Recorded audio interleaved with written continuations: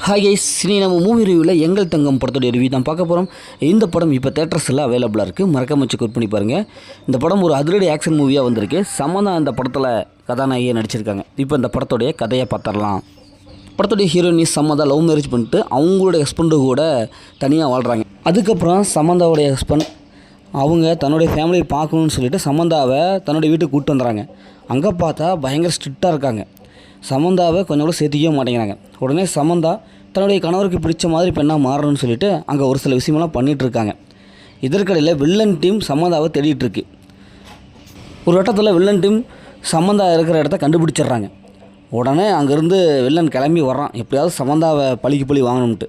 இப்போ இறுதியில் வில்லனுக்கும் சமந்தாவுக்கும் என்ன சம்மந்தம், சமந்தா அவங்க கணவர் குடும்பத்தோடைய ஒன்றிணைஞ்சு சந்தோஷமாக இருந்தாங்களா இல்லையா, இறுதியில் என்னாச்சு அப்படிங்கிறது தான் இந்த படத்தோடைய கதை.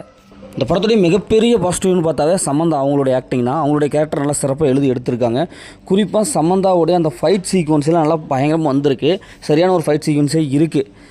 செகண்ட் ஹாஃப் ஒரு ஃபைட் சீக்வன்ஸ் நல்லாயிருக்கு. ஃபஸ்ட் ஹாஃப் நல்லா இருக்குங்க. சமந்தா பண்ணுற அந்த காமெடி நல்லாயிருக்கு. அவங்க ஃபேமிலியோட எப்படியாவது கஷ்டப்பட்டு நம்ம ஒன்று சேரணும்னு சொல்லிட்டு அந்த போட்டி போட்டு காமெடி பண்ணியிருப்பாங்க. அதெல்லாம் நல்லாவே வந்திருக்கு. வில்லன் ஓரளவுக்கு நல்ல ஒரு கெத்தான ஒரு வில்லனாக வரான். அவனுடைய ஆக்டிங் நல்லாயிருக்கு. இப்படி படத்தில் நடிச்ச எல்லாமே சூப்பராக பர்ஃபார்ம் பண்ணியிருக்காங்க.